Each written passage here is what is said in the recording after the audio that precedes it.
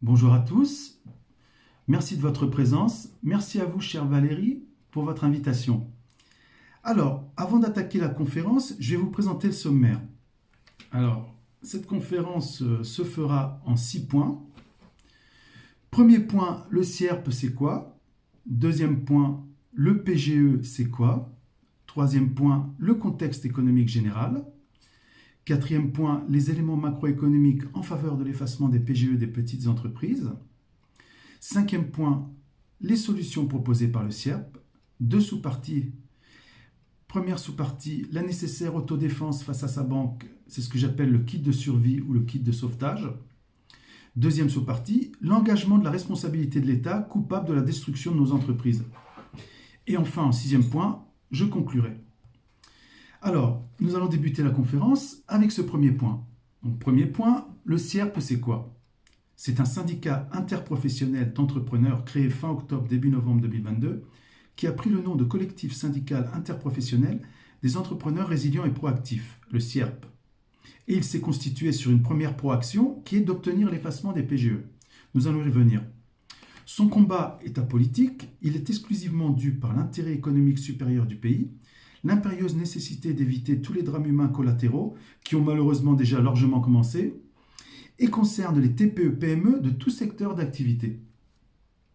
C'est un organisme sans but lucratif, constitué sous la forme de syndicat de la loi de 1884. C'est un nouveau syndicat patronal au même titre que la CPME ou encore le MEDEF. Nous disposons d'ailleurs du même code NAS que ces deux grands syndicats qui, je m'empresse de le dire, sur de nombreux sujets et surtout celui de ces prêts irremboursables que sont les PGE, n'ont toutefois de grand que le nombre d'adhérents. 243 000 pour la CPME et 190 000 pour le MEDEF. Nous y reviendrons. Alors l'objet du CIERP est très large.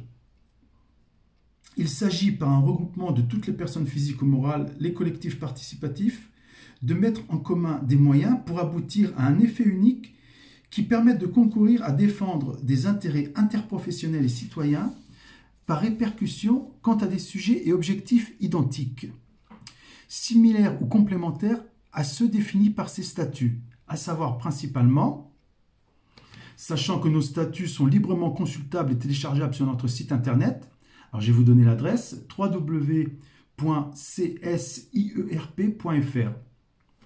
Alors, ces sujets et objectifs sont principalement redonner aux PME, TPE, artisans, commerçants, professions libérales, auto-entrepreneurs, aux travailleurs et dirigeants indépendants en règle générale, aux entrepreneurs retraités, leur place dans le monde économique. Assurer la représentation, l'assistance et la défense des intérêts de toute entreprise, chef d'entreprise et plus généralement de toute personne physique ou morale devant toutes les juridictions pour faire valoir leurs droits ainsi que ceux du collectif syndical lui-même et lutter contre l'isolement des membres du dit collectif syndical. Promouvoir l'économie française en œuvrant pour la valorisation de l'économie réelle au détriment de l'économie financière. Lutter pour obtenir une suprématie de la production de richesses sur la fabrication d'argent ex nihilo et pour l'effacement des dettes injustifiées et ou illégitimes et ou illégales et ou odieuses et ou insoutenables. Mener des actions en vue de lutter contre la corruption, le népotisme, le parasitisme, le conditionnement psychologique, le secret organisé, les faux-semblants, la fraude fiscale ou toute autre atteinte à la probité et l'intégrité tant sur le plan local, national et international. Militer pour un usage régulier des deniers publics.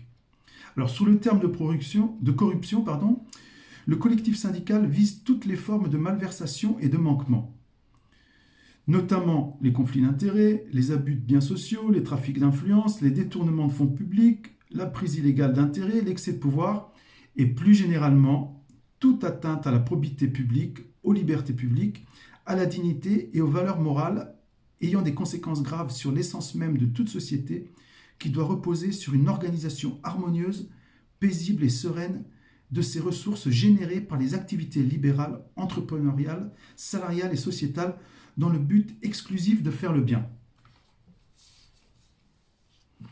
Lutter contre les mesures répressives et ou abusives d'ordre politique, économique, financier et toute atteinte aux libertés individuelles et fondamentales s'opposant notamment à la liberté d'entreprendre empêchant notamment de travailler dans un environnement concurrentiel sain et loyal, privant toute personne physique ou morale de disposer de ressources issues de son travail, impliquant de fait une mise en péril de l'équilibre social et économique.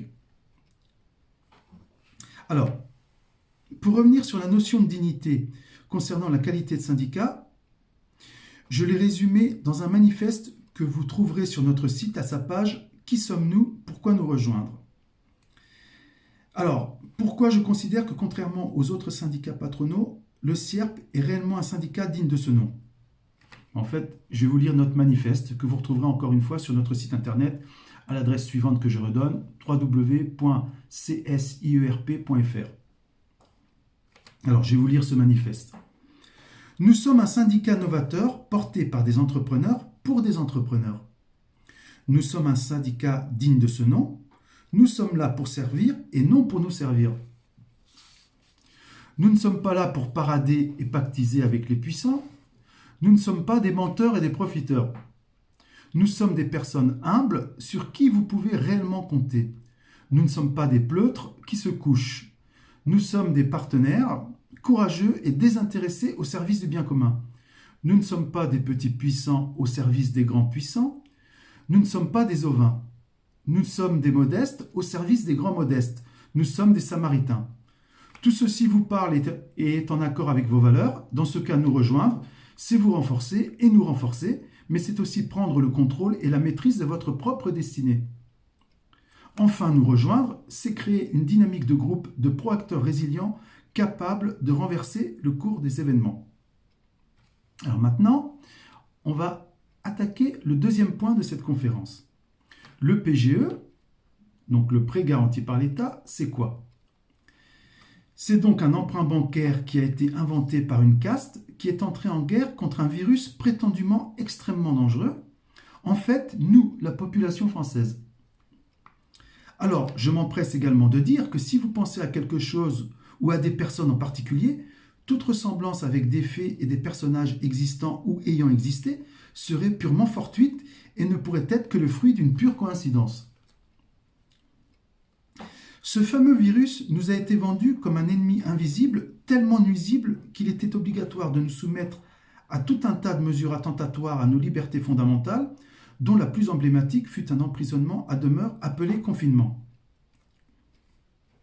Aussi, concernant l'activité économique, l'État a décidé de fermer et ou d'entraver les entreprises dans leurs activités, lesquelles entreprises, conduites de fait à une mort à petit feu, ont été contraintes et forcées de souscrire à ce prêt empoisonné appelé PGE, pour éviter une mort par asphyxie immédiate. Il faut en effet comprendre que lorsque vous empêchez une entreprise de travailler, vous l'empêchez de percevoir ses recettes issues des ventes de ses biens ou services produits. C'est ce qu'on appelle la trésorerie, son oxygène en fait. Ainsi, nos virtuoses de l'économie ont décidé de remplacer ce délestage de trésorerie par de la dette, ce qui est une pure ineptie d'un point de vue économique, mais aussi une tromperie, et c'est là où réside l'escroquerie. En effet, il est parfaitement impossible de rembourser un prêt qui est venu remplacer du chiffre d'affaires supprimé unilatéralement, mais également violemment par l'autorité étatique, lequel chiffre d'affaires supprimé n'est jamais revenu, et même s'il était revenu à son niveau d'avant-vol, n'aurait pas été suffisant pour ce remboursement. Alors, j'emploie le terme vol à dessein, et je l'emploie avec son sens pénal. Alors, qu'est-ce que c'est qu'un vol au sens pénal? C'est une soustraction frauduleuse de la chose d'autrui. On y est, mais on va y revenir. Alors, j'aime à dire avec ironie qu'il n'y a pas besoin d'avoir fait l'ENA, l'École nationale des abrutis, pour comprendre ça. Alors, le PGE est en fait un prêt toxique qui s'est révélé être un des outils majeurs au service de la caste dominante aux manettes, dont l'objectif est notamment d'appauvrir les populations par la mise en faillite généralisée des petites entreprises pour tout d'abord pouvoir plus facilement soumettre ces populations à son agenda funeste, mais aussi au passage de transférer le patrimoine des classes moyennes vers les plus riches. Autrement dit, concentrer les richesses dans les mains de cette caste que je qualifierais de maléfique pour ne pas dire satanique. Alors, maintenant, on va aborder le troisième point de cette conférence. Le contexte économique général. durant la crise dite Covid, plus précisément entre le 14 mars 2020 et le 14 mars 2022, l'État a instauré de nombreuses mesures procédant à des restrictions de liberté sous couvert de protection de la santé publique. Alors, vous avez eu les confinements, les couvre-feux, les fermetures administratives, les différentes entraves à l'exploitation, le pass sanitaire, le pass vaccinal. L'ensemble de ces mesures prises a eu des conséquences économiques extrêmement importantes. Une partie de celles-ci ont consisté en l'arrêt de la production industrielle de sous-traitants, créant des ruptures de stock en cascade tout au long de la chaîne de valeur de l'activité des différents agents économiques. Ce qui a empêché, à tout le moins, la reprise d'une activité complète en tout état de cause, même après la levée totale des mesures de restriction. Certaines habitudes de consommation des ménages prises dans les confinements et le pass sanitaire ont perduré bien après et ont conduit à l'instauration de nouvelles habitudes de consommation. C'est ce qu'on peut appeler, en termes économiques, des effets d'hystérèse. Donc, autre conséquence, une forte incertitude sur la rapidité à laquelle l'épargne contrainte sera consommée, de même que sur la nature des comportements de consommation en sortie de la période de restriction face à un choc d'un type jamais observé sur l'économie française. C'est sûr que c'était la première fois dans l'histoire de l'humanité que nous devions faire face à un tel choc. Autre conséquence, et là c'est vraiment le sujet que je suis en train de traiter, un endettement des entreprises françaises pour plusieurs années, bien après la fin des restrictions. Une situation économique dégradée résultant d'une augmentation des taxes et impositions de toute nature en vue de résorber le déficit budgétaire record de plus de 700 milliards créé durant la période dite de crise sanitaire. Alors moi j'appelle ça l'opération Covid. Et également, autre conséquence, une incapacité à mesurer les conséquences des mesures sanitaires sur le contexte économique. Alors là, vous voyez, là, j'ai sous les yeux un rapport mensuel du Parlement qui avait été établi sur les effets du pass sanitaire et qui indique les données suivantes. Alors en fait, c'est les comptes nationaux trimestriels 2021 en comparaison avec les comptes du quatrième trimestre 2019, que ce soit en termes d'activité ou en termes de consommation des ménages. Alors si on prend l'activité, et si par exemple on prend le secteur des transports et entreposage, on peut se rendre compte que par rapport au quatrième trimestre 2019, si on prend le premier trimestre 2021, on constate une baisse d'activité de 21%, moins 21%. Et si maintenant on prend la consommation des ménages, et si on prend le secteur d'activité de l'hébergement et restauration, on constate que au premier trimestre 2021, comparé avec le quatrième trimestre 2019, il y a une baisse de 58% en termes de consommation des ménages, moins 58%, c'est énorme. Ces données de 2021 démontraient déjà clairement un impact très délétère des mesures de restriction puisque force est de constater un contexte économique très dégradé dans son ensemble, que ce soit en termes de production que de consommation des ménages, comme on vient de le voir. Nous verrons plus loin que depuis, la situation économique du pays ne s'est pas améliorée et que les fondamentaux vertueux de l'économie sont très loin d'être revenus. Malheureusement.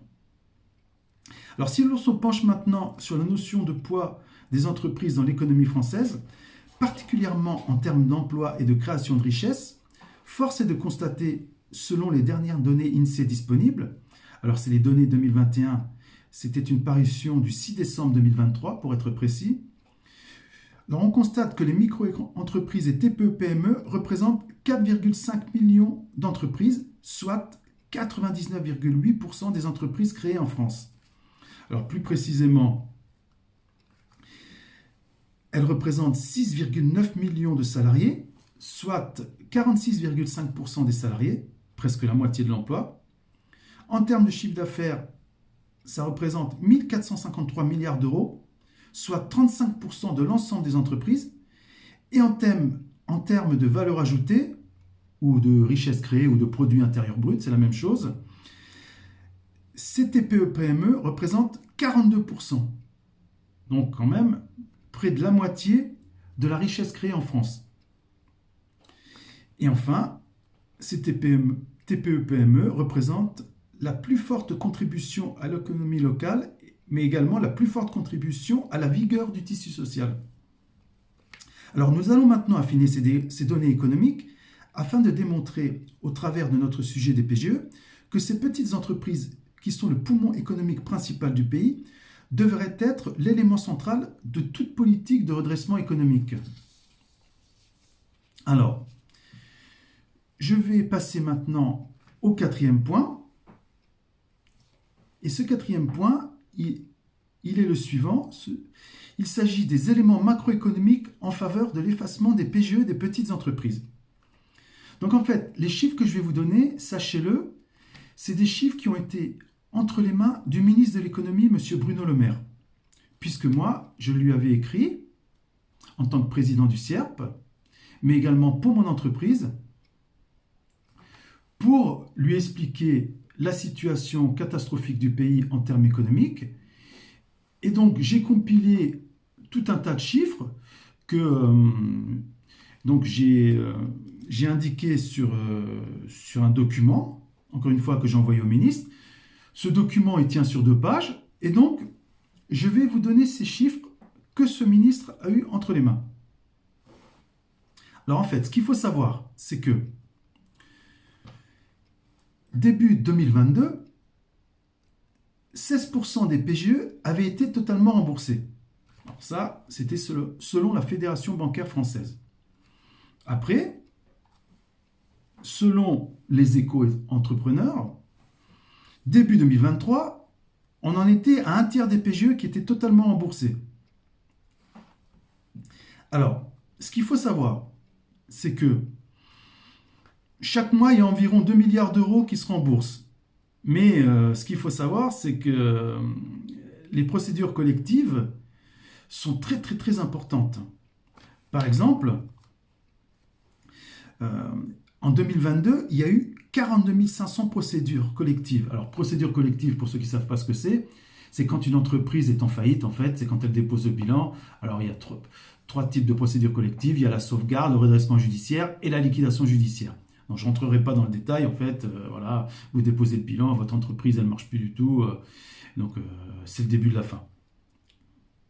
Donc, j'ai regardé en termes de faillite la progression de ces faillites.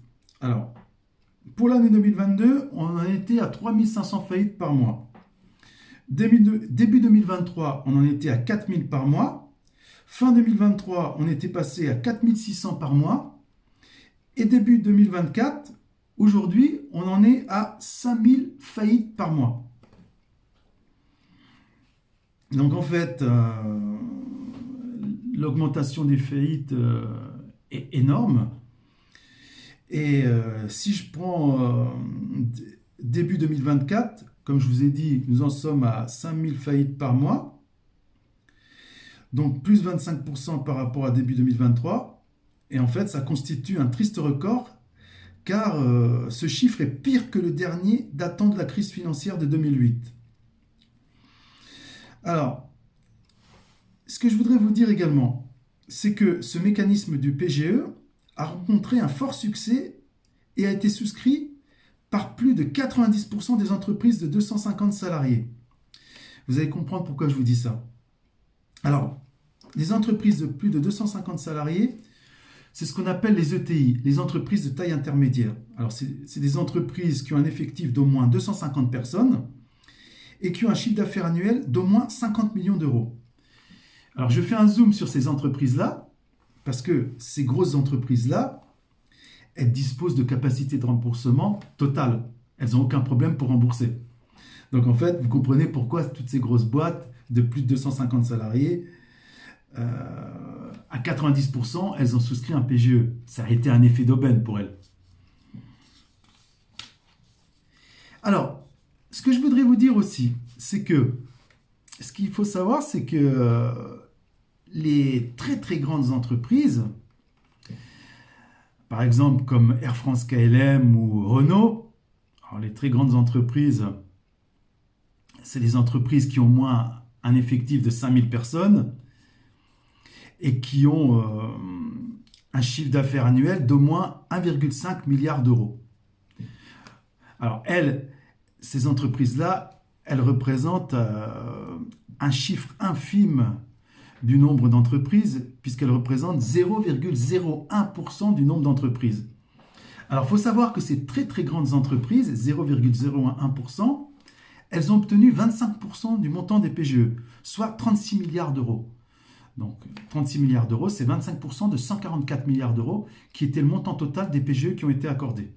Donc, je répète, les 0,01% de toutes les entreprises françaises, donc les plus grandes entreprises, elles ont obtenu 25% du montant des PGE, 36 milliards. Et sur ces 36 milliards, par exemple, Air France KLM a touché 4 milliards d'euros et Renault 5 milliards.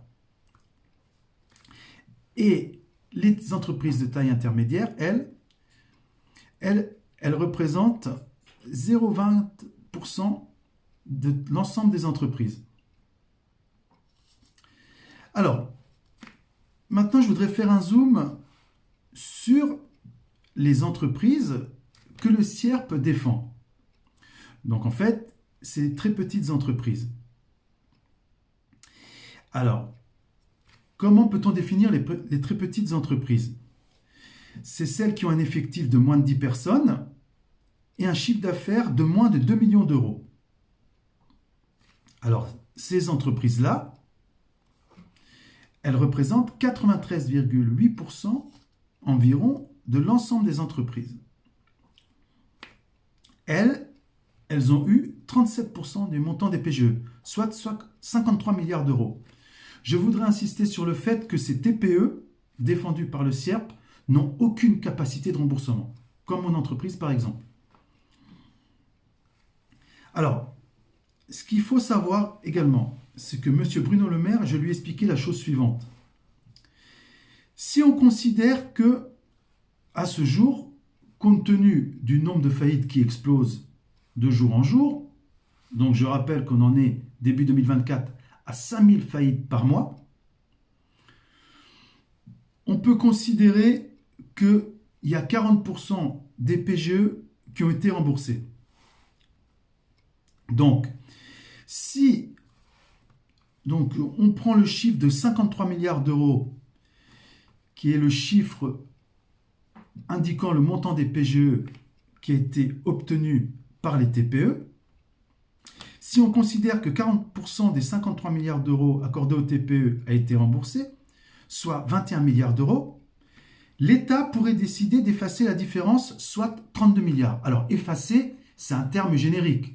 Par exemple, si l'État français fait comme l'Allemagne et prend en charge les pertes comptables des entreprises, on va dire qu'elle va effacer le PGE. Je vous donne un exemple. Par exemple, moi, mon entreprise, j'ai rien à cacher, elle a souscrit malheureusement, de façon contrainte et forcée, un PGE de 94 000 euros.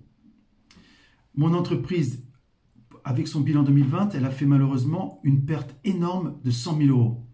Donc, si l'État français avait pris en compte et pris en charge les pertes comptables de mon entreprise, c'est-à-dire 100 000 euros, elle m'aurait versé, l'État plutôt, m'aurait versé 100 000 euros. Et moi, avec ces 100 000 euros, j'aurais pu rembourser les 94 000 euros de PGE. Et donc, du coup, mon PGE aurait été effacé. Voilà. Alors après,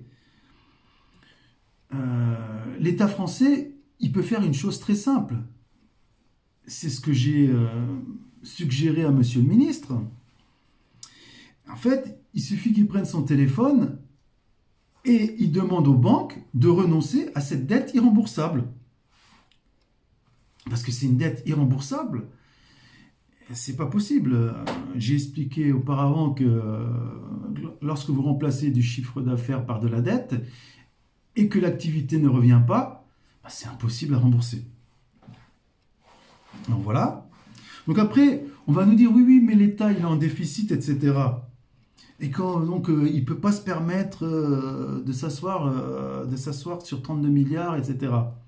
Bien sûr que oui, parce que en fait, rien qu'en matière de TVA, les très petites entreprises représentent près de 28 milliards des recettes, plus de 14% du total. Quant aux PME, qui elles également ont souscrit un PGE, et que le CIERP défend également, elle pèse, elle, pour près de 68 milliards d'euros, soit près de 35% du total. Alors là, j'invente rien, hein, comme tous les chiffres que je vous ai indiqués, hein, c'est des chiffres officiels, hein, la Cour des comptes.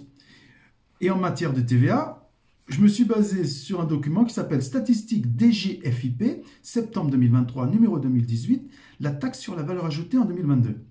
Alors, si l'État français ne fait pas ce geste d'effacement, comme je le répète, l'a fait l'Allemagne pour ses entreprises, alors là, pareil, je me base sur un rapport d'information qui a été établi par M. Jean-François Husson, rapporteur général à la commission des finances du Sénat. Donc, M. Jean-François Husson, il faut savoir que je l'ai rencontré, et c'est lui qui a été mon intermédiaire avec M. le ministre de l'économie, M. Bruno Le Maire. Donc, je le répète, si l'État français ne fait pas ce geste d'effacement responsable comme l'a fait l'Allemagne pour ses entreprises, eh ben, il faudra au minimum déplorer 200 000 dépôts de bilan sur les 690 000 TPE-PME qui ont pris un PGE. En termes économiques, qu'est-ce que ça veut dire 200 000 faillites? 200 000 faillites, c'est 4,5% des entreprises françaises. C'est un demi-million de chômeurs supplémentaires. Et c'est une perte de 2% du produit intérieur brut. C'est-à-dire moins 50 milliards d'euros. Et là, je me base sur les chiffres du produit intérieur brut 2021 qui était de 2500 milliards d'euros. Source INSEE, les comptes de la nation en 2021. Voilà sur quoi j'ai basé mes calculs. Donc, encore une fois, le ministre, il a eu ces chiffres entre les mains, et donc, il avait un choix à faire. Soit il décide de demander aux banques de renoncer à 32 milliards, sachant qu'on va le voir, les banques, ça fait longtemps qu'elles ont récupéré leurs créances, ou cet État, que je qualifierais de prévaricateur, s'assoira sur 50 milliards d'euros. Donc, au choix, 32 milliards, 50 milliards. Voilà. Donc, si l'État ne suit pas cette suggestion, ben en fait, on aura compris, mais on l'a déjà compris, à quel type d'État on a affaire. Alors maintenant, je vais vous proposer les solutions que préconise le CIERP et que moi-même, avec mon entreprise, j'ai donc utilisé avec grand succès. Vous allez comprendre. Alors, première sous-partie, la nécessaire autodéfense face à sa banque. Je propose donc, mon syndicat propose, le CIERP propose un kit de sauvetage.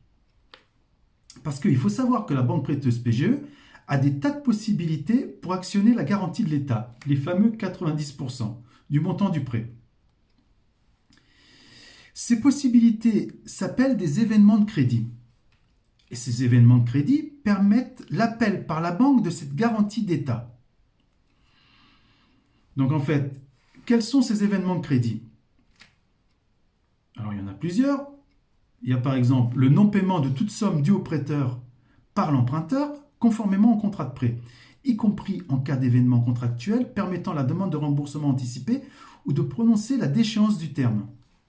Oui, qu'est-ce que ça veut dire ça? Ça veut dire que du jour au lendemain, la banque, si vous ne la payez pas, ne serait-ce qu'avec une seule fois vous ne la payez pas, elle va vous faire une première mise en demeure, à la rigueur 2 mises en demeure, et puis ce qu'elle va faire, elle va prononcer la déchéance du terme du crédit et rendre exigible immédiatement la totalité du crédit. Moi, ils m'ont fait le coup, mais j'aurais coupé l'herbe sous les pieds. Et vous allez comprendre pourquoi. C'est ce que je propose à mes adhérents. Autre événement de crédit, la restructuration du prêt dans le cadre d'une procédure de conciliation homologuée ou constatée par un juge en application de l'article 1343-5 du Code civil ou également une restructuration dans le cadre de la médiation du crédit. Ce n'est pas l'objet de cette conférence, mais dans d'autres vidéos que j'ai pu faire, notamment une vidéo que j'ai faite sur TV Liberté avec M. Pierre Bergerot, j'explique pourquoi la médiation du crédit, c'est un piège qu'il faut fuir. Alors, autre événement de crédit, l'ouverture d'une procédure collective. Donc, je ne reviens pas à ce que c'est sur une procédure collective, on en a parlé. Donc, en fait, on peut remarquer que tout a été bien calibré par l'État afin que les banques soient des collaboratrices loyales et surtout non regardantes, j'insiste sur ce point, non regardantes sur les capacités de remboursement de leurs emprunteurs. Mais nous allons y revenir, parce que ça, elles étaient obligées de regarder les capacités de remboursement de leurs emprunteurs. Parce que le droit bancaire existe toujours. Elles ne l'ont pas fait, et donc le CIRP s'est engouffré là par rapport à ça. Le CIRP s'est engouffré dans cette brèche. Mais nous allons y revenir. En effet, donc en fait, en cas de survenue d'un événement de crédit, y compris, comme je l'ai dit tout à l'heure, le non-paiement d'une échéance, j'attire en insistant votre attention sur le fait que le prêteur, donc la banque, a le droit d'obtenir dans un délai de 90 jours un versement provisionnel de BPI France qui représente une estimation solide du montant des pertes susceptibles d'être supportées par le prêteur. Une fois le montant de la perte indemnisable définitivement connu, le prêteur obtiendra la différence ou devra rembourser le trop perçu. En gros, pour la banque, à la rigueur, il se fiche complètement que l'entreprise ne puisse pas payer, puisque dès l'instant que la pauvre entreprise acculée, ruinée, n'arrive plus à rembourser la moindre échéance de son PGE, en fait, la banque, elle obtient 90% du montant du prêt. C'est ce qu'on appelle la garantie de l'État. Parce qu'en fait, ce qu'il faut savoir, nous les entrepreneurs, au moment où il y a eu les confinements, on n'avait jamais connu ça, on a été sidérés, et donc, en fait, on n'a pas eu d'autre choix. Moi, je vais expliquer que les banques ont carrément démarché les entreprises en disant, voilà, soit vous prenez ce PGE, ou soit c'est fini pour vous.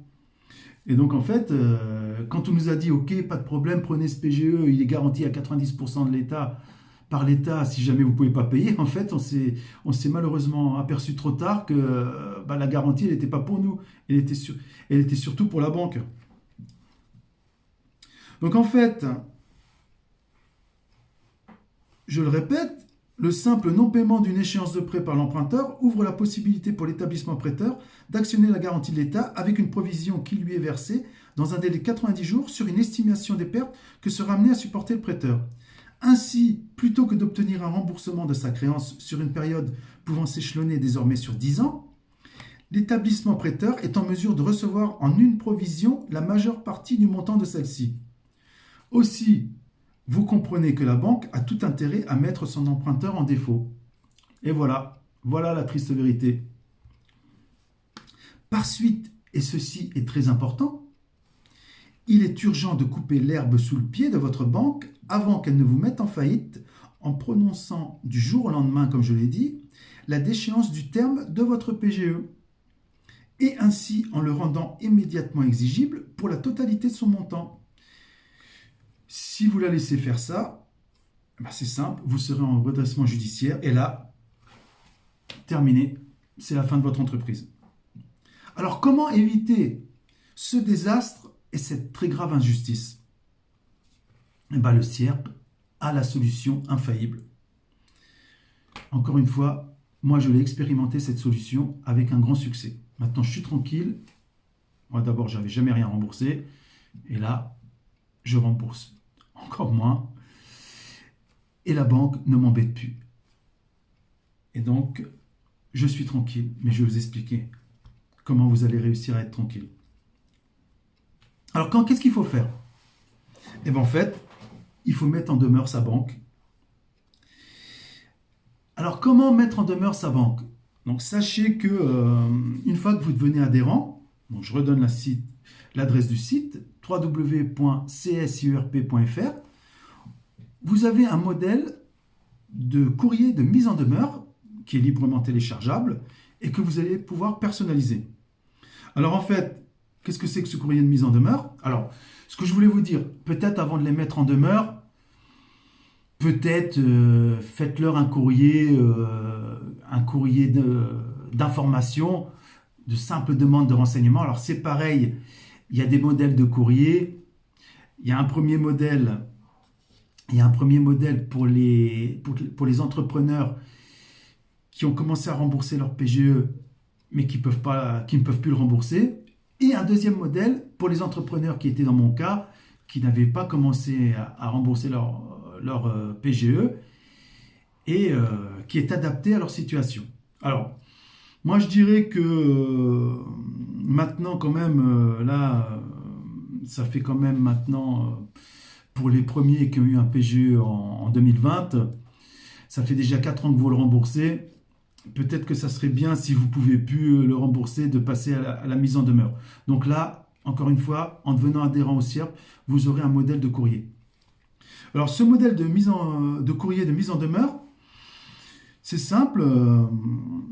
En fait, vous mettez en cause leur responsabilité contractuelle. Puisque la banque, elle avait un certain nombre de devoirs à respecter. Donc, vous leur dites voilà, vous leur expliquez que vous avez un préjudice à cause d'eux. Alors, qu'est-ce que c'est que ce préjudice? En fait, ils vous ont soutenu abusivement. On peut dire que ce prêt est un prêt également léonin. Donc, ils vous ont octroyé un prêt qui est très potentiellement irremboursable, le fameux prêt quoi qu'il en coûte. On vous a obligé de souscrire à un prêt irremboursable parce que vous n'aviez pas le choix, c'était pour ne pas mourir. Et en fait, encore une fois, vous ne pouviez pas faire autrement puisqu'on vous a empêché de travailler. Et en plus, la probabilité de retrouver votre chiffre d'affaires d'avant crise Covid, elle était quasiment nulle. On le voit. Le chiffre d'affaires, pour la plupart d'entre vous, n'est jamais revenu. Moi j'ai perdu, dès avril 2020, 50% de mon chiffre d'affaires. Mais je peux vous dire que ce chiffre d'affaires, il n'est jamais revenu. 4 ans plus tard. Voilà. Donc en fait, vous leur redites que remplacer du chiffre d'affaires par de la dette, c'est une ineptie d'un point de vue économique et c'est une tromperie. Vous leur décrivez votre préjudice. Alors c'est quoi votre préjudice? Votre entreprise, elle ne vaut plus rien, elle a perdu de la valeur. Et votre entreprise, elle a perdu en valeur pour un montant au moins équivalent au PGE que vous avez été obligé de souscrire. Votre entreprise est surendettée, votre cotation Banque de France, elle est très négative, vos perspectives de développement et même de survie sont très durement entravées, voire irrémédiablement compromises. Donc après, vous allez dire, je ne peux plus rien faire, c'est fini pour moi. Non, non, non. En prenant des bonnes mesures de gestion, je pourrais vous expliquer comment faire pour s'en sortir, puisque moi, j'arrive à survivre en prenant des mesures de gestion adéquates, mais je vous expliquerai de façon individuelle pour ceux ensuite qui pourront me contacter personnellement, qu'il y a possibilité de survivre. Et en attendant, vous allez obtenir une bouffée d'oxygène en ne réglant plus vos échéances PGE. Et je vous le dis de façon tout à fait légale. On vous mettra en rapport avec nos avocats. Puisque bien évidemment, vous allez demander à la banque de vous indemniser au niveau du montant de votre PGE et ils ne vont pas accepter, bien évidemment. Et donc, vous allez être obligé de les assigner devant un tribunal de commerce. Et donc, je vous expliquerai, je vous mettrai en rapport avec nos avocats et sachez que le CIRP interviendra volontairement dans votre procédure pour la renforcer et l'appuyer. Voilà. Et encore une fois, vous ne rembourserez plus votre PGE, ça vous permettra d'avoir de l'oxygène, de la trésorerie et vous pourrez survivre plus longtemps. Alors, j'expliquerai aussi aux nouveaux adhérents que il y a plusieurs choses à faire également, peut-être de changer de banque. On vous conseillera, il y a des banques en ligne, on pourra vous mettre en rapport avec certains entrepreneurs adhérents du CIRP qui eux ont changé de banque et qui vous donneront des tuyaux. Sachez que les procédures devant les tribunaux pourront être financées par vos assurances protection juridique. Moi, c'est mon cas. De nombreux autres adhérents, c'est leur cas également. Donc, vous n'aurez rien à débourser. C'est vos assurances qui prendront en charge les frais des avocats du CIRP, qui deviendront également les avocats de vos entreprises, si bien sûr vous le souhaitez. Alors, À ce stade, vous vous dites peut-être, et après la mise en demeure, qu'est-ce qui se passe? Qu'est-ce qui se passe? La probabilité, pour ne pas dire la certitude, est que vous allez devoir assigner, comme je l'ai dit, votre banque devant un tribunal de commerce. Bien entendu, avec l'appui du CIRP. Autre question qui vous vient peut-être, sur quels moyens vais-je devoir attaquer ma banque? On en a déjà un petit peu parlé. C'est très simple. Il va falloir lui demander de réparer ses fautes, notamment sur son absence de respect de son devoir de mise en garde et de vigilance, mais aussi pour soutien abusif. Le droit bancaire existe toujours. Et malheureusement pour la caste aux manettes, la caste malveillante au pouvoir, les loges maçonniques n'ont pas eu le temps de faire sauter le droit bancaire. Dommage pour eux. Aussi, chers amis, chers chefs d'entreprise, rejoignez le CIRP au plus vite. Et nous allons vous aider à tenir jusqu'à la victoire que vous méritez. Victoire qui est déjà en mouvement dans un futur désirable qui existe également. Ce futur, il existe déjà. Alors là, je fais un petit clin d'œil à notre ami monsieur Philippe Guimand, qui je crois est présent dans la salle. Je redonne l'adresse du site CIRP, le chemin qui mène à ce futur radieux qui vous tend déjà les bras. www.csirp.fr. Mais arrêtons-nous maintenant sur le comportement complètement irresponsable, immoral et vicieux des banques qui, en réalité, avant même de mettre en défaut leurs emprunteurs, ont déjà récupéré leur argent. Avec bonus, je tiens à le souligner, ils ont déjà récupéré leur argent sur les marchés financiers, mais on va le voir. En fait, ces banques, qu'est-ce qu'elles veulent faire? Elles veulent en fait récupérer leur argent une deuxième fois. C'est tellement facile pour elles. Et ce, peu importe les drames humains qu'elles génèrent. Ainsi, vous allez encore mieux comprendre pourquoi les banques, sur directive de l'État, nous allons y revenir, ont tout fait pour multiplier les PGE, quitte à les faire souscrire sans aucune vérification par les entreprises les plus fragiles, y compris celles en difficulté, dépourvues de capacité de remboursement, comme mon entreprise et comme toutes les adhérentes du CIRP. L'avidité crasse des banques a été et est toujours malheureusement sans limite. Alors, je vais vous parler maintenant de cette incitation forcée à l'endettement des sociétés. Et surtout l'incitation forcée des sociétés à faible rentabilité. Alors, les banques,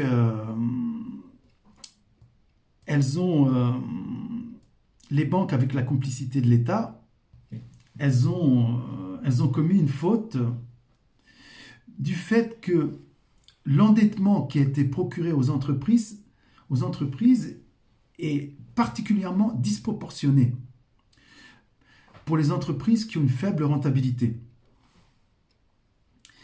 Surtout que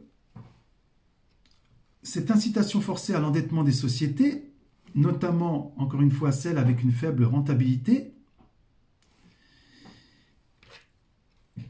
nous permet de constater que cette incitation à la souscription de PGE a été très forte de la part de l'État et des banques. En effet, au commencement de la crise sanitaire, pour pallier les effets dévastateurs sur les entreprises des mesures sanitaires adoptées par le gouvernement, le président de la République a lancé sa politique du quoi qu'il en coûte. On peut constater qu'avec la mise en place de ce PGE, c'est un véritable pont aérien de cash, pour reprendre les termes du directeur général de BPI France, que prévoit de déverser l'État et les banques sur les entreprises françaises, avec l'accord de la Commission européenne, pour aller jusqu'à 300 milliards d'euros de prêts couverts par la garantie de l'État, à hauteur de 70 à 90%. D'ailleurs, le directeur général de la Société Générale, donc un certain Frédéric Oudéa, donc le mari d'une ministre actuelle du gouvernement, lui, il a déclaré, il a été très clair sur le sujet, je peux vous le garantir, il n'y aura pas de rationnement. Et donc, au final, selon la Banque de France, l'endettement des entreprises a augmenté de 217 milliards d'euros en 2020.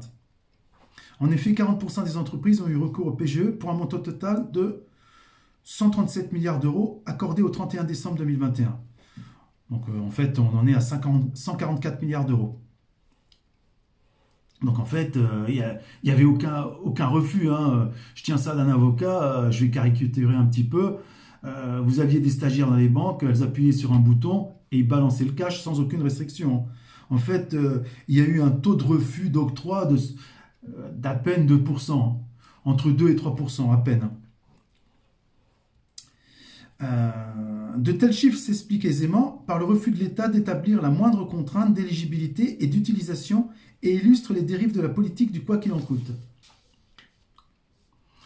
Donc en fait, c'était tellement facile d'avoir de l'argent que les grosses entreprises, elles se sont engouffrées là-dedans. Pour elles, ça a été un effet d'aubaine phénoménal, hein. Certains responsables ont investi dans l'immobilier, ont changé leur voiture, etc. etc. Donc voilà la politique du quoi qu'il en coûte, hein. La politique du copain coquin. Et nous, les petites entreprises, tout simplement, on est en train de nous laisser péricliter. Mais grâce au CIRP, n'ayez crainte, vous allez vous en sortir.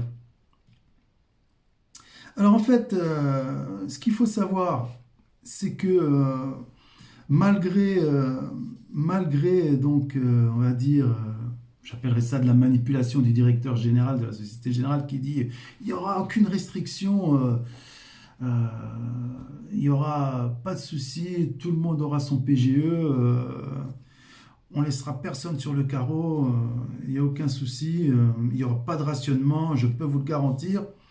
Il y a quand même le délégué général Île-de-France Sud de la Société Générale qui, lui, a été un peu plus mesuré, on va dire qu'il a été un peu moins manipulateur que son patron.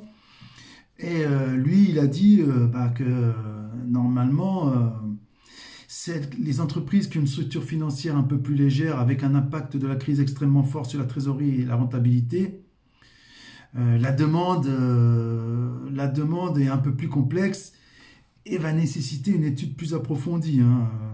Et donc, pour les entreprises particulièrement qui affichent, et dans la plupart des cas pour les petites entreprises qui affichent des capitaux propres négatifs, alors là par contre ça va être un problème de recevabilité pour obtenir un PGE. Bon, en fait, il s'est avéré que, encore une fois, en fait, l'argent était balancé sans aucune vérification, sans aucune restriction. Et en fait, on a créé une illusion de liquidité. Ces liquidités allaient disparaître rapidement. Moi, je vais vous dire, mes 94 000 euros de PGE, en quelques mois, ils ont été absorbés.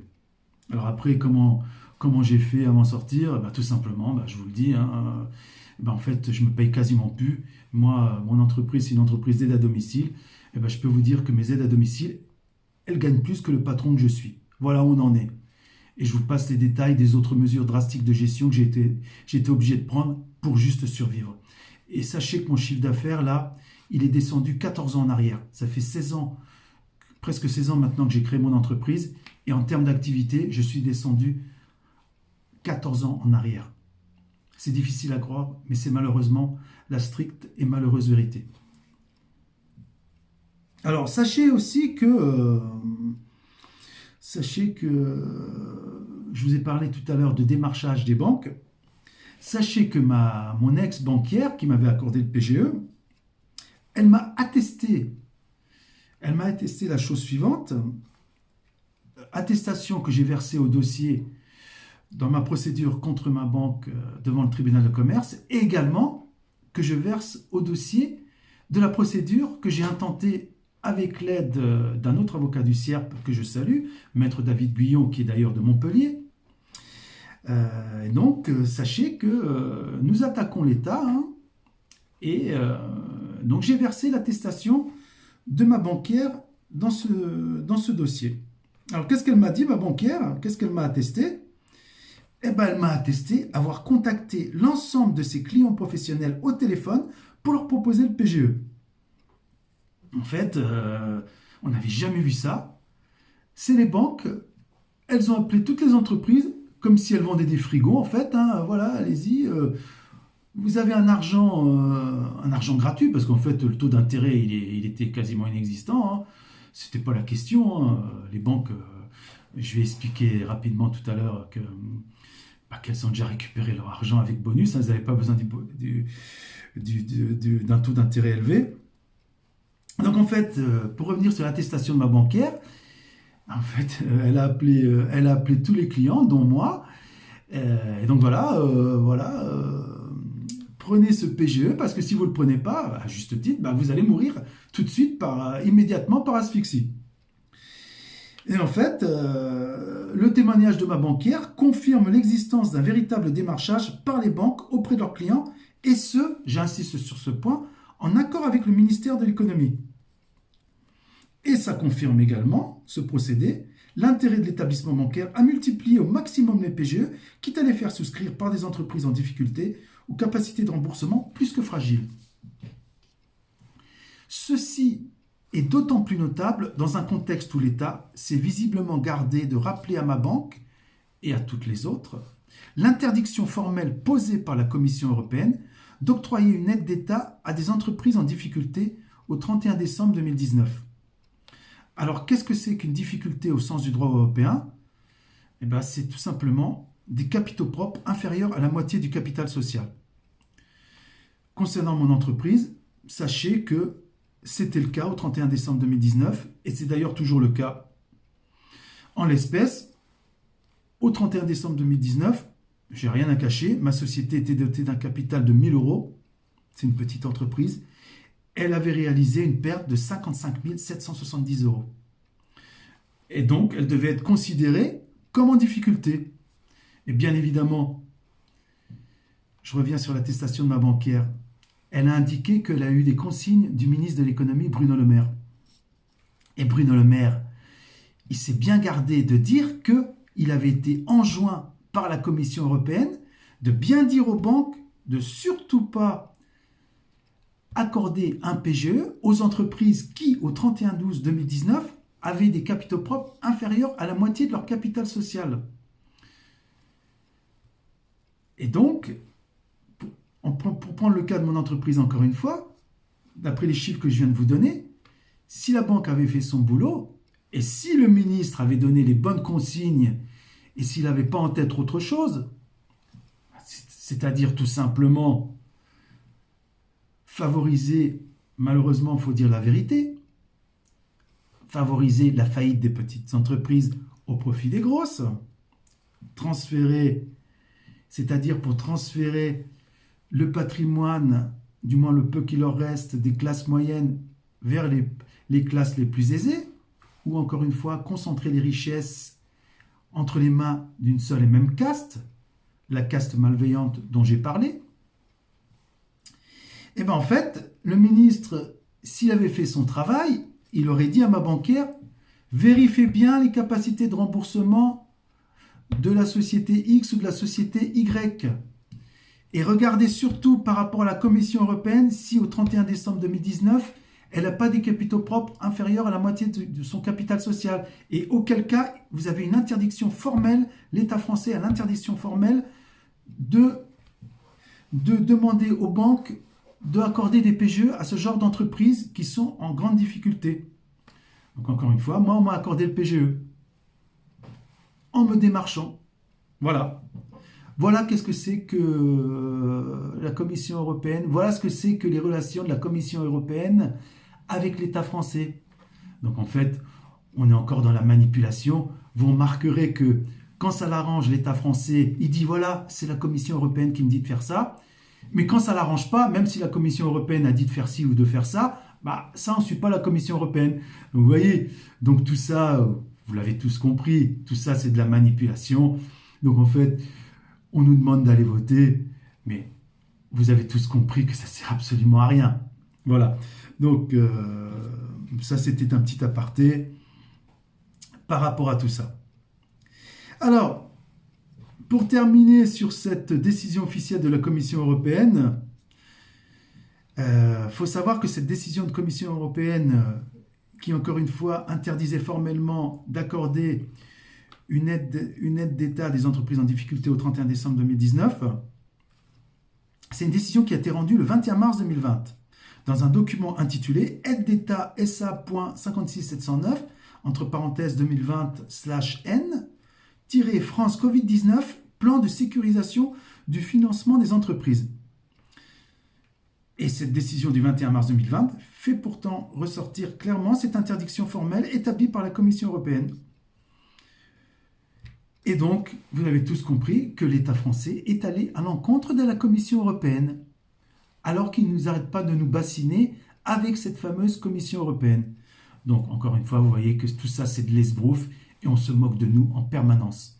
Mais, mesdames et messieurs les chefs d'entreprise, mesdames et messieurs les membres de ce séminaire, vous avez tous un cerveau, c'est pour ça que vous êtes là aujourd'hui avec nous, et vous vous rendez compte que nous ne sommes pas des personnes qui se laissent facilement manipuler.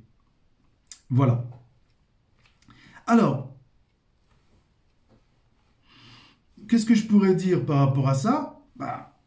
Je pourrais dire tout simplement qu'il est incontestable que l'État français, par l'intermédiaire de son ministre de l'économie, qui est plutôt très bon dans l'écriture de romans pornographiques, a fait preuve de sélection dans ses directives données aux établissements bancaires pour optimiser leur démarchage auprès de leurs entreprises clientes, ce qui est très dommageable pour les petites entreprises déjà en difficulté, particulièrement ma société ou encore celles qui adhèrent au CIRP, ou qui vont, je l'espère, bientôt adhérer pour retrouver de l'oxygène et obtenir réparation de la part de cet État prévaricateur, mais nous allons y revenir.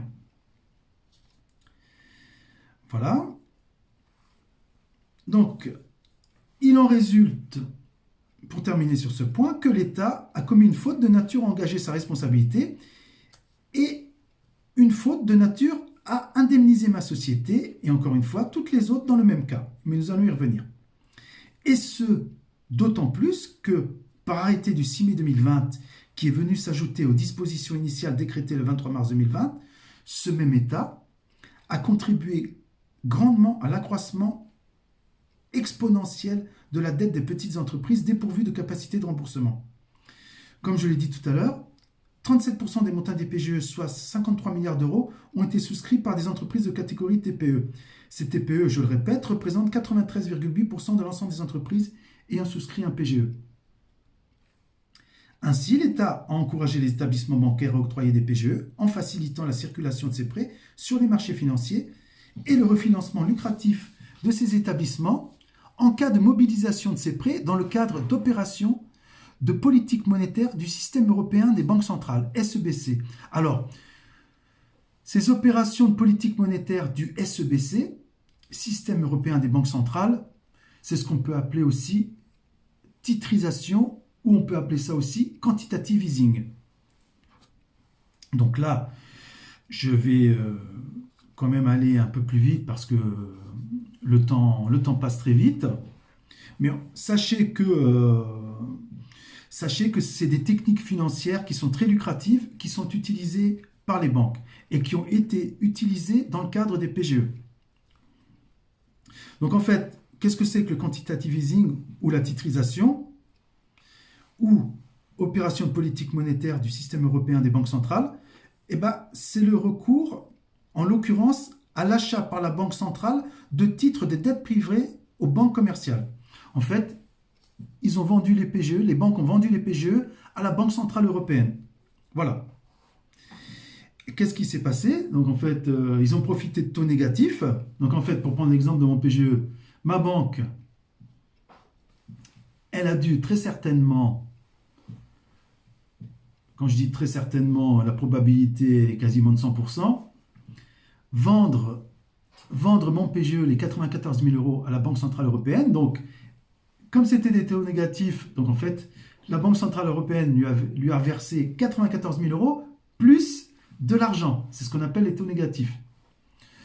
Donc en fait, elle a déjà fait un bonus là-dessus. Et en plus, après avoir récupéré les 94 000 euros avec un bonus, elle les a de nouveau prêtés à une autre banque, de nouveau flouée. Mais là, ce coup-ci, avec des taux positifs, avec un autre bonus. Donc en fait, ce qu'il faut savoir, c'est que tout ça, ça avait été prévu. ils avaient prévu une mobilisation sur les marchés financiers de 1850 milliards d'euros. En fait, cette titrisation, elle a permis aux banques d'augmenter très fortement leur liquidité. Et ça a été permis par l'arrêté du 23 mars 2020, complété par l'arrêté du 6 mai 2020. Donc en fait, je vous ai parlé tout à l'heure de 1850 milliards d'euros. Ça a été versé à de très nombreuses banques. En effet, il est parfaitement notoire que 742 banques européennes ou mondiales se sont précipitées au guichet ouvert par la Banque Centrale Européenne afin de bénéficier, qui plus est, comme je l'ai dit, de taux négatifs. En effet, ces 742 banques avaient demandé à mi-juin 2020 plus de 1300 milliards d'euros à la Banque Centrale Européenne en pleine crise sanitaire, au moment où elle multipliait les PGE, soit la plus grosse opération de refinancement depuis 2012. Sans compter que cette opération a été répétée en mars 2021, cette fois à hauteur de 330 milliards d'euros supplémentaires. Source, Les Échos, 18 juin 2020, également un article du 20 mai 2021 du CADTM, Comité pour l'abolition des dettes illégitimes. Alors, ce que je voudrais dire également, c'est que on peut faire un parallèle avec la dite crise des subprimes de 2007, où les banques américaines, pour ceux qui ne savent pas ce que c'est que cette crise des subprimes, ces banques américaines ont prêté des sommes à des personnes désargentées, en leur faisant miroiter qu'elles allaient devenir propriétaires de leur logement, tout en sachant pertinemment que ces petites gens ne pourraient jamais rembourser.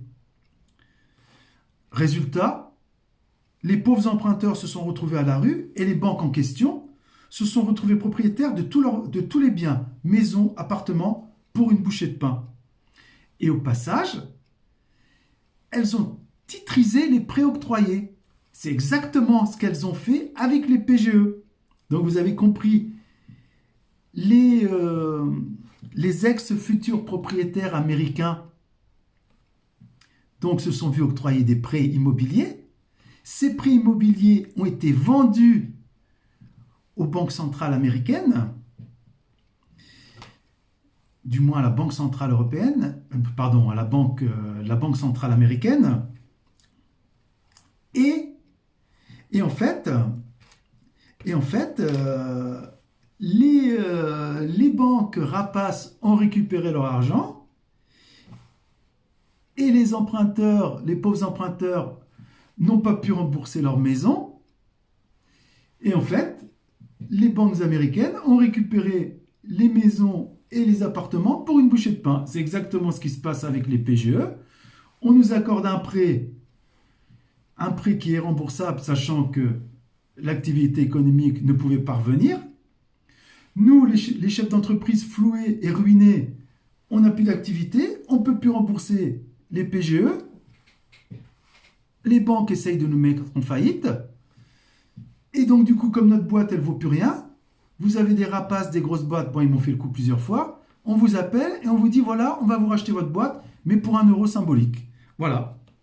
Et donc, en fait, les copains des banques, les copains coquins, État, grosses entreprises, banquiers, et bien en fait, ils récupèrent les petites entreprises comme les nôtres, nous les petits chefs d'entreprise, pour une bouchée de pain, pour 1 euro. C'est exactement la même chose par rapport à la crise des subprimes. Pour ça, ils sont très forts, les banquiers. Ça, c'est vrai qu'ils sont très forts là-dessus. Mais encore une fois, on ne va pas les laisser faire. Ça serait trop facile pour elles. Alors, donc encore une fois, il résulte de tout ce qui précède que l'État a commis une faute dans la gestion de la crise sanitaire à l'égard des petites entreprises. Cette faute est de nature à engager sa responsabilité et indemniser ma société et toutes les autres sociétés plaignantes qui rejoindront le CIRP, www.csiurp.fr. Alors maintenant, on va faire un petit zoom sur la deuxième sous-partie des différentes solutions qui sont proposées par le CIRP. Alors, on va pouvoir attaquer l'État sur plusieurs points. Sur 2 causes juridiques, en fait. La responsabilité pour faute et la responsabilité sans faute. Alors, la responsabilité pour faute, bah, vous savez tous ce que c'est qu'une faute, hein, il y en a plusieurs. Hein.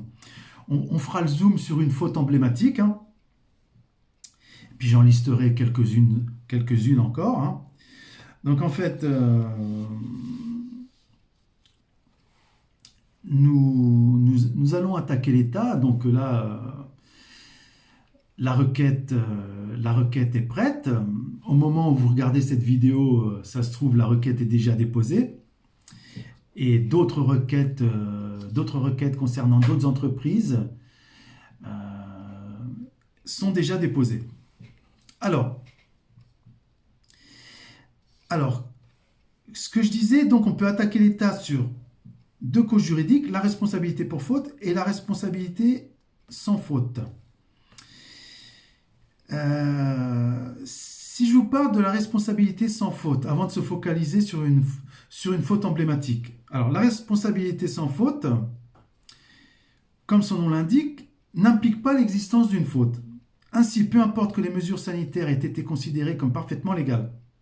Ce qui compte, c'est l'existence d'un préjudice d'une suffisante gravité en lien avec l'action de l'État. En effet, si la vie en société implique des inconvénients, lorsque ces charges sont supportées par certains plus que d'autres, on estime qu'il existe une rupture devant les charges publiques.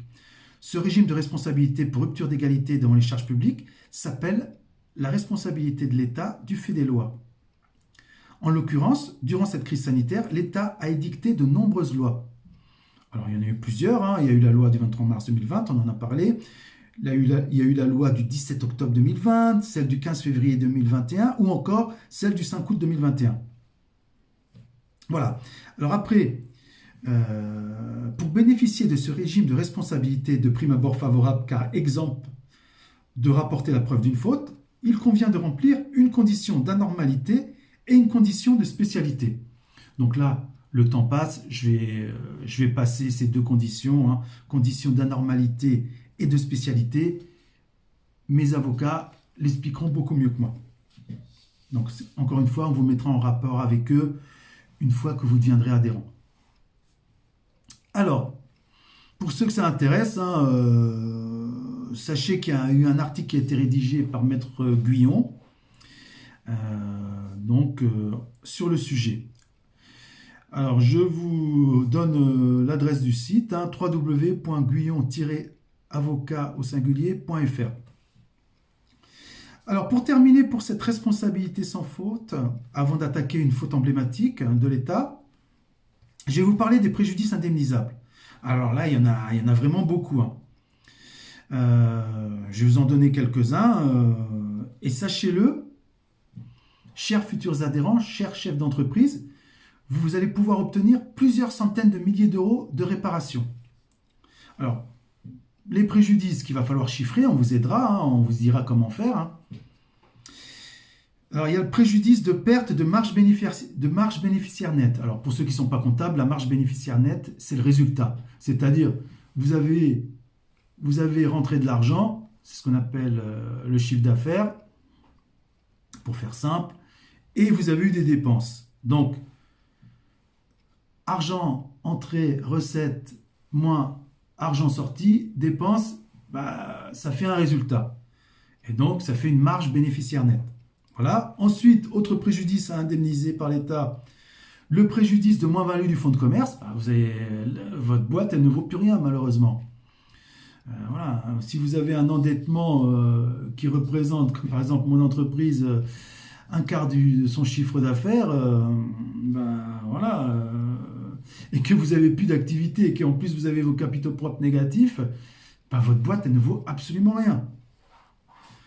Donc du coup, écoutez, va falloir qu'on évalue, mais ça, encore une fois, on vous expliquera comment évaluer ça, qu'on évalue la moins-value de votre fonds de commerce, la valeur de votre entreprise. Et donc, vous allez devoir être indemnisé à la hauteur de ce que vous avez perdu. Ensuite, c'est pareil, du fait qu'on vous a empêché de travailler, vous avez dû prendre des mesures, peut-être comme moi, de baisse de votre salaire.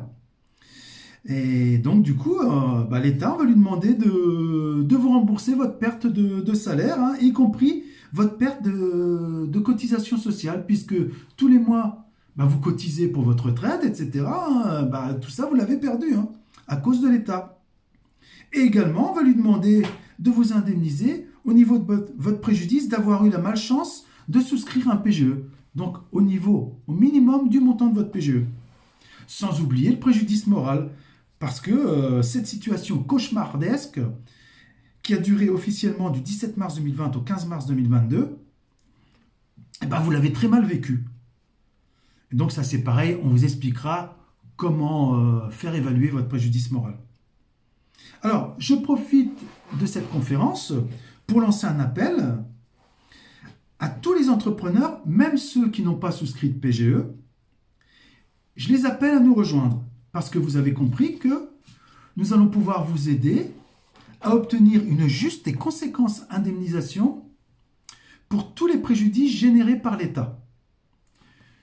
Je vous redonne l'adresse du CIERP, www.csiurp.fr.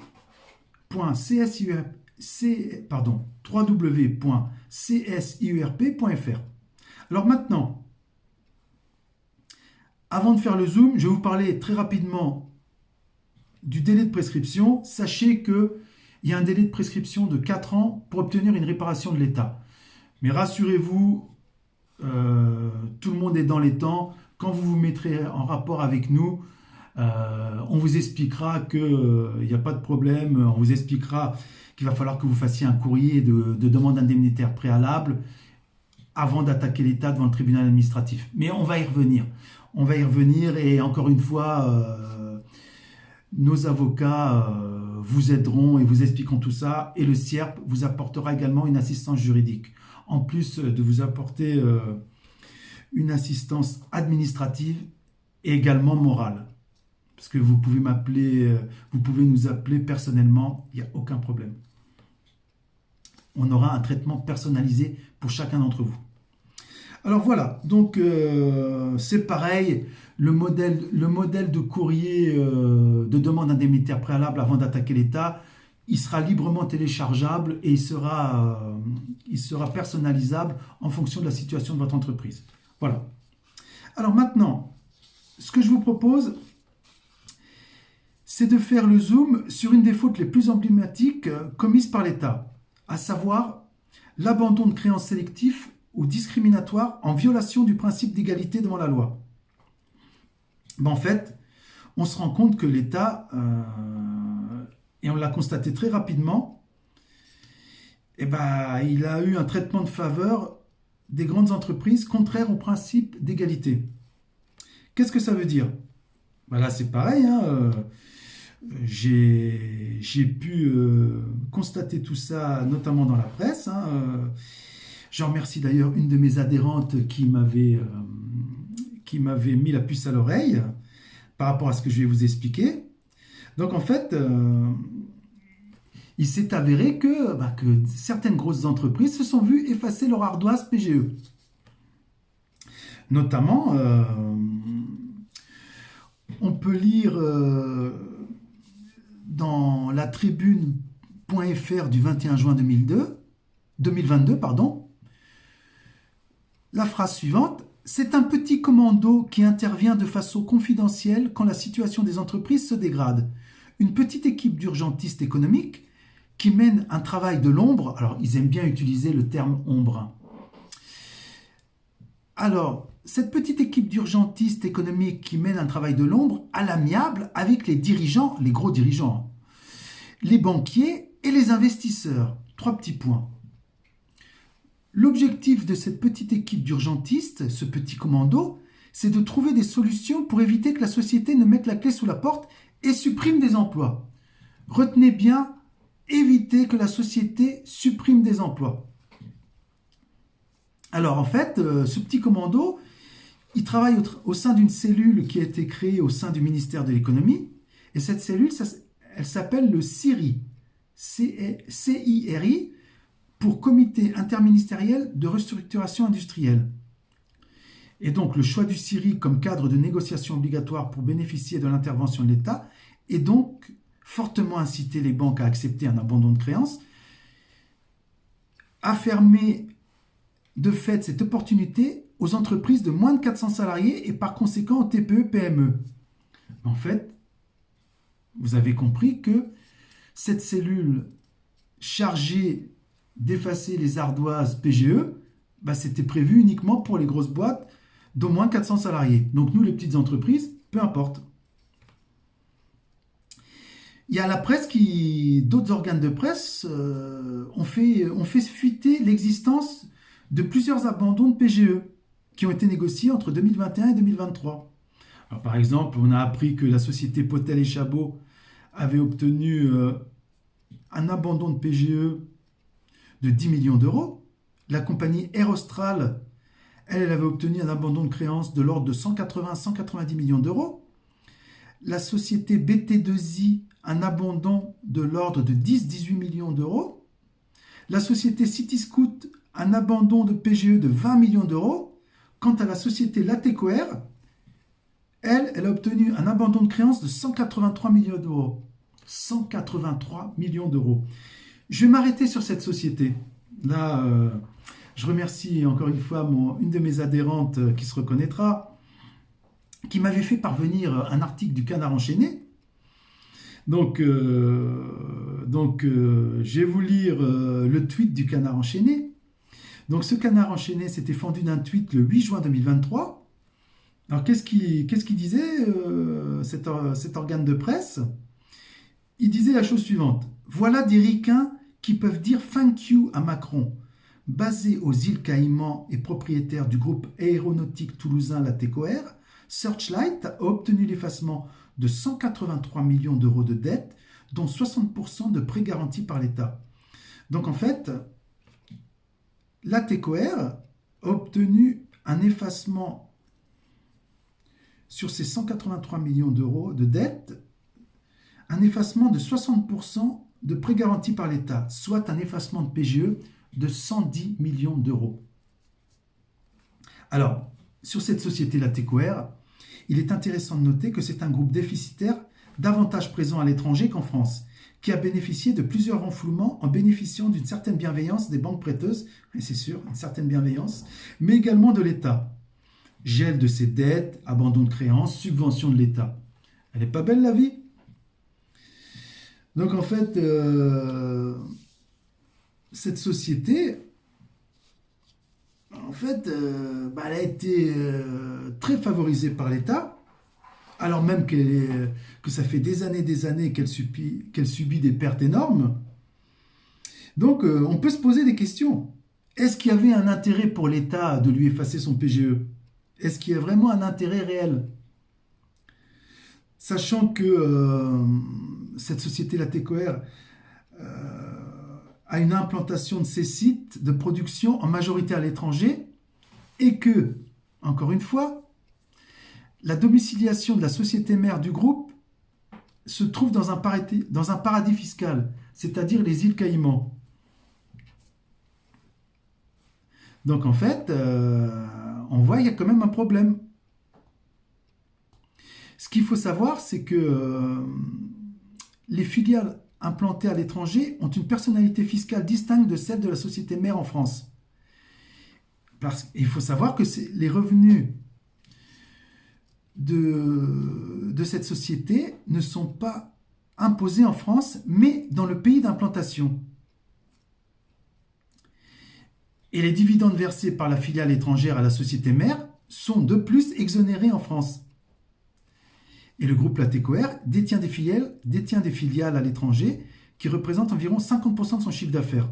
Par exemple, elle détient des filiales en République tchèque, au Brésil, aux États-Unis, au Japon. Et, je le répète, le groupe Latécoère est détenu à hauteur de 75% par le fonds d'investissement américain Searchlight Capital Partners, immatriculé aux îles Caïmans. Donc en fait, moi ce que je voudrais savoir, sachant que il y a un texte qui existe et qui exige un engagement de responsabilité pour les grandes entreprises bénéficiant de mesures de soutien en trésorerie en 2020, qui dit que une grande entreprise qui bénéficie d'un report d'échéance fiscale et sociale ou un prêt garanti par l'État octroyé en 2020 s'engage à ne pas avoir son siège fiscal ou de filiale sans substance économique dans un État ou territoire non coopératif en matière fiscale. Donc, je pose ma question au ministre de l'économie. Est-ce que la société Latécoère a signé avec vous un engagement de responsabilité pour obtenir ces PGE? Est-ce qu'elle s'est engagée à ne pas avoir son siège ou une filiale dans un État ou un territoire non coopératif en matière fiscale? Ça serait intéressant de le savoir, monsieur le ministre. Donc en fait, le groupe s'est vu octroyer 2 prêts garantis par l'État en 2020 à hauteur de 28 et 60 millions d'euros, après lesquels un tiers de ses effectifs en France avait été supprimé, soit 475 postes. Donc tout à l'heure, je vous avais dit, retenez bien que la cellule qui a été créée au sein du ministère de l'économie devait tout faire pour éviter les emplois. C'était la condition sine qua non à l'effacement du PGE. Donc là, on voit encore qu'on se moque de nous. Donc en fait, voilà, la société Latécoère a obtenu 2 PGE en 2020 et a supprimé 475 postes. Et en plus, en 2023, elle a supprimé 145 postes supplémentaires, après un nouveau PGE à 130 millions d'euros en 2021. Donc qu'est-ce que ça démontre ça? Ça démontre que le soutien de l'État au groupe Latécoère ne s'est pas traduit par un maintien de l'emploi sur le territoire, pas plus qu'il ne l'a empêché de délocaliser ses activités. Voilà, et ça, c'est pas moi qui l'ai inventé, hein. Ça, il suffit de prendre un article de l'Usine Nouvelle, un article d'avril 2023. C'est un syndicaliste qui le dit. Sur les 200 millions d'euros de PGE, rien n'a servi en France. Et en plus, les sommes obtenues ont servi pour l'acquisition de sociétés à l'étranger. En conclusion de tout ça, qu'est-ce qu'on peut dire? L'État français a accordé 2 PGE puis un abandon de créance à une entreprise détenue à hauteur de 75% par un fonds américain immatriculé dans un paradis fiscal et qui a procédé au licenciement de plus de 500 salariés sur le territoire français depuis 2020. Voilà. Il est donc plus que flagrant que nous avons affaire à un État qui se livre à une violation du principe d'égalité sans justification valable, et ce, en allant même à l'encontre de l'objectif avancé par le ministère de l'économie de prétendument favoriser les entreprises aux enjeux financiers et sociaux importants. Par suite, l'État, au lieu de favoriser les entreprises d'au moins 400 salariés, il aurait mieux fait de suivre mon humble suggestion que j'ai exposée tout à l'heure. En fait, l'argument de l'intérêt financier et social avancé par le ministère de l'économie pour justifier l'abandon de créances au profit d'une poignée d'entreprises en violation du principe d'égalité est inopérant, complètement inopérant.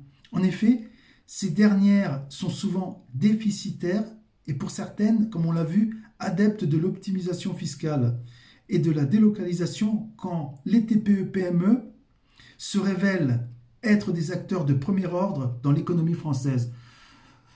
Donc vous, mesdames et messieurs les chefs d'entreprise qui adhèrent au CIERP, vous êtes des acteurs de premier ordre dans l'économie française. Donc soyez-en fiers et surtout ne baissez pas les bras. Le CIERP est là pour vous aider. Alors, bon là, on n'a plus trop le temps. Je vais vous citer d'autres fautes, dont certaines qu'on peut qualifier de fautes sur le volet pénal. Alors, il y a parmi les fautes, il y a les décisions étatiques préjudiciables aux rentrées fiscales et sociales. On l'a vu hein, par rapport aux chiffres que j'avais transmis au ministre de l'économie. Il y a également la trahison des intérêts nationaux par ceux chargés de les défendre, atteinte aux intérêts supérieurs de la nation. Donc là, je vous renvoie vers le cas emblématique de l'entreprise toulousaine Latécoère. Il peut y avoir aussi, hein, ça il faut creuser les choses, hein, c'est pas le sujet du jour, on peut creuser les choses en termes de crimes d'intelligence avec une une puissance ou une entreprise étrangère, etc., etc. Donc maintenant, on en arrive à la conclusion. Écoutez, moi j'ai envie de conclure cette conférence sur le côté spirituel des choses. Très souvent, devant les situations difficiles persistantes et défiant a priori toute solution humaine, la plupart des personnes sombrent dans le fatalisme. Elles finissent par croire qu'elles ne s'en sortiront jamais, que c'est la fin, et pour les croyants, que Dieu les a oubliés et même abandonnés. Bien évidemment, il n'en est rien. Nous ne devons jamais nous avouer vaincus, car la fatalité n'existe pas. C'est un mensonge du diable. Il suffit de regarder l'évangile de Jean, chapitre 8, verset 44. Et bien évidemment, il ne faut pas faire l'erreur de croire à ces mensonges. Notre adversaire est en effet très rusé et il utilise 3 méthodes pour limiter notre potentiel terrestre mais aussi divin. Première méthode, la tromperie, nous l'avons vu. Deuxième méthode, les distractions. Et troisième méthode, le découragement. Donc on ne va pas lui faire ce plaisir, on ne va pas se décourager. Même si c'est vrai que c'est très dur de continuer à se battre, mais comme je l'ai dit, la fatalité n'existe pas. Et avec Dieu, encore moins. L'homme de foi le sait.